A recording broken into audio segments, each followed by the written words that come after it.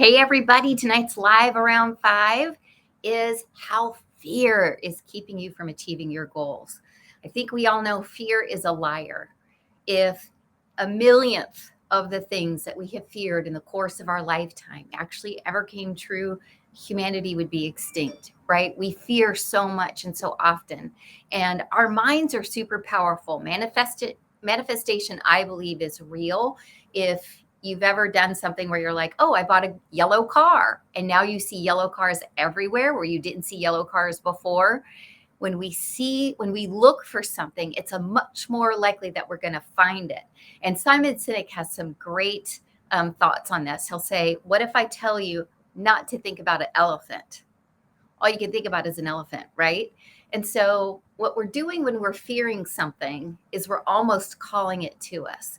But why? Why do we fear things? And how is it keeping us from achieving our goals? When you understand this, you can kind of unlock your fear and make yourself the one that's actually in control and release that fear and allow your focus and your goal making to skyrocket. The first thing that fear causes often or is the result of is procrastination. You just are so scared of it. You put it off, you put it off, you put it off. Here's an amazing example of procrastination because of fear. What about things in your home? Have you needed to buy? I was going to replace the countertops in my kitchen for 3 years. And I was so afraid I was going to choose the wrong countertops and I wouldn't like them. And I would feel that I had wasted my money that I kept procrastinating. That's insane. I could have had new countertops for 3 years, but we all do it in some form or another where it's blocking us in relation to our goals. I mean, that goal was really obvious. I want new countertops in my kitchen, right? But it also is preventing us from growing our businesses, our relationships, right? Like, oh, I'd really like to be friends with that person, but what if they don't like me? Or I'd really love to say this in the work meeting. I think it's important, but what if people think it's stupid? I'd really love to go live around 5, Monday through Friday, but what if people wonder what the heck I'm doing it for and they're mean to me? You've got to let that go. And the way to know if fear is standing in your way is if you're often procrastinating because you are afraid. The second thing is self-doubt. Fear can lead to self-doubt if you're thinking, well, who am I? Who am I to talk to people about achieving their goals? Well, let me tell you something. There is something that you do brilliantly. Your friends ask you for advice on it. And the more specific and simple it is, the more difficult it might be for other people. The best example I have of this is someone I was on a coaching call with was looking for a way to share a business, but all she knew how to do was wildly, successfully, insanely grow orchids. I would love to know how to do that. I ceremonially kill 2 orchids from Trader Joe's every year. I buy them. I have a beautiful pot that was gifted to me, and I put them on my main television area so I can watch it until I kill it. I don't mean to kill it. I just have no idea what I'm doing. I would love for her to let me pay her $37 for a course to teach me how to keep these orchids that I pay for every year that it's not just the money. It's literally like I feel like a bad person, like, the black thumb person. So it doesn't have to be like, oh, I don't know how to program Chat GPT to give you the best search engine optimization results. It can be as simple as I'm really good at puzzles and I can give you a clue on how to do puzzles. I'm really great at growing orchids and I can take an orchid that you think is dead and bring it back to life and show you how to do it too, right? I help people kick toxins to the curb, help their facial paralysis, heal, get healthy, feel better. That's one of my businesses. It means the world to me. One of the most productive businesses I have is my mortgage notary loan signing business. I know how to do paperwork. I teach people how to do paperwork. That's nothing fancy or intellectual, but if I'd been thinking, who am I to teach people how to do this? I don't know everything from every state. Well, guess what? Nobody does. So stop letting self-doubt get in your way. You know something that other people would love to learn from you. And I want you to think about what that might be. The next thing is avoiding challenges. If you don't even start, have you ever bought a course that you didn't even take? Have you ever got a game that you didn't play?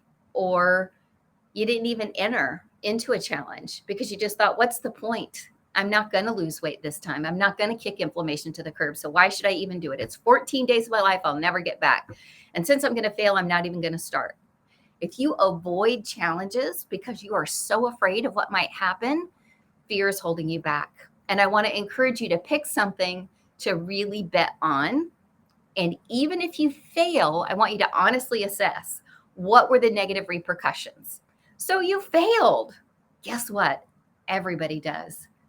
Everybody does. I know some of the most successful people and have had the opportunity to meet some of the most successful people in direct marketing, in affiliate management, and every single one of them is so humble and authentic about their failures, and it's part of what fuels them and makes them so good at what they do. You're seeing your failure as something to fear when it's really your secret sauce. So release avoidance and go ahead and go for it. Negative self-talk. I'll never forget how good my friend Lisa is at helping turn around negative self-talk. And you know what I'm talking about. It's when you're sitting there and in your own mind, you're going, yeah, I'm not smart enough to follow this. Oh, I would look terrible on a video. Nobody would listen to me. Oh, I could never build a website. Yeah, no, nobody wants me to teach them anything. I shouldn't speak up. Nobody's going to listen to me. That's not okay. And then sometimes it gets even worse. Sometimes it's really an ad hominem attack. I'm so stupid. I'm so fat. I'm so hateful. That's scary talk, you guys. That's not just negative self-talk. That's concerning.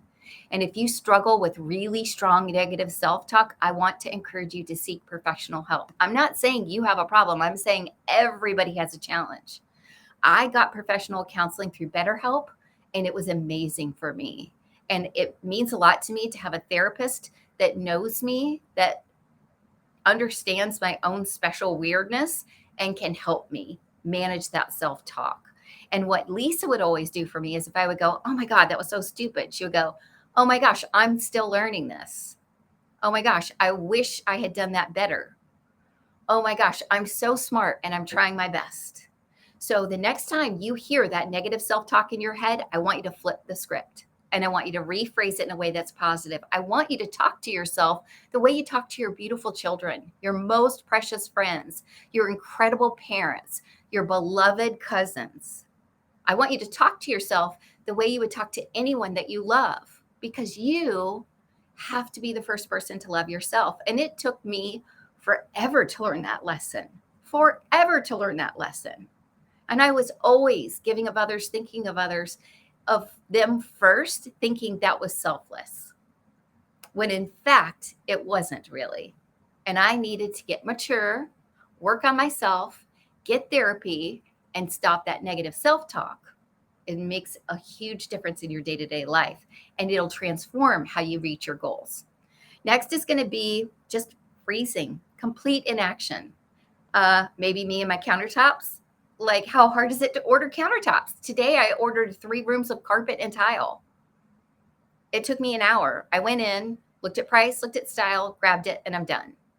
But for 3 years, I hemmed and hawed. I was frozen, and I can't tell you how many times I do that. Even at the beginning of a workday now, if I'm particularly afraid of something, I will sit there for an hour making excuses, not doing the thing. And one of the best resources I can give you on this is the book, Eat That Frog.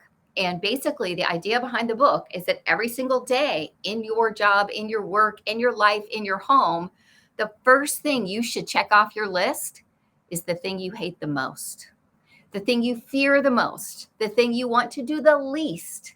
Because once that's done, the flow will arrive. Everything will be easy and simple and light, and you won't have the whole day of anticipatory fear. Okay, I know I got to do that, but I really don't want to. I know I'm going to have to end up doing that, but I really don't want to. Or worse yet, you stay frozen, you don't do it, and you really mess up something that's important to yourself.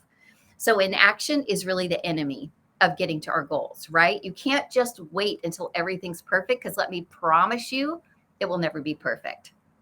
Last but not least, a fear that's holding you back might be the fear of success. I know a lot of people, myself included, that are comfortable enough, happy enough. Now, I have goals in my personal life that would make me much happier, resolving relationships, reconciling relationships, growing relationships, seeing things better in my personal life. But in my businesses, things are good enough to just simmer. But here's the thing, they won't stay that way. If you are so afraid of success that you kind of just avoid and stay frozen, that okay is just slowly going to whittle away. Have you ever known somebody who did really, really well and then kind of fell back? That's a fear of success.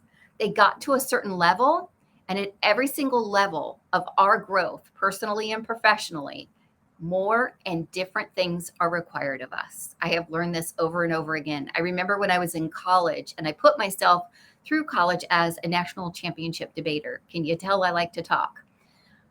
But going from winning state levels to winning national championship levels was it was as far from being not a debater to being a state champion, to being state champion, to being national champion. So if you are at level 1 in your company and you want to be at this level, and then you get to this level and you want to be here, it's going to be the same amount of effort and work. Because once you get comfortable enough, that's when you really need to put on the afterburners. That's when you really need to kick fear aside and embrace what success might look like for you. And I want you to envision it, not a real word. I want you to envision it, how it smells, how it looks, how it feels. What will you eat? What house will you live in? Where will you live? Who will you be helping? What will you wear? What will your daily routine be like? Will you get Uber Eats every single day? Will you have an incredible coffee machine that you love? Are you going to bring in tea from your favorite place in Paris? What does true success mean to you? To most of us, when we get down to it at the end of the day, true success is happiness with our families, health, happiness with our friends, being in a supportive, collaborative environment. And I'm going to tell you right now that when you move to different levels, you leave people behind. And that part can get hard. And so that might be something that you're fearing with your success. But we need you. That's the issue. We need you to elevate. We need you to increase. We need you and your success, because that's what's going to change the world. So if these 7 things are holding you back from your goals, I want you to think on them, bust through those barriers, and change your life, because you deserve it, and so does everybody else.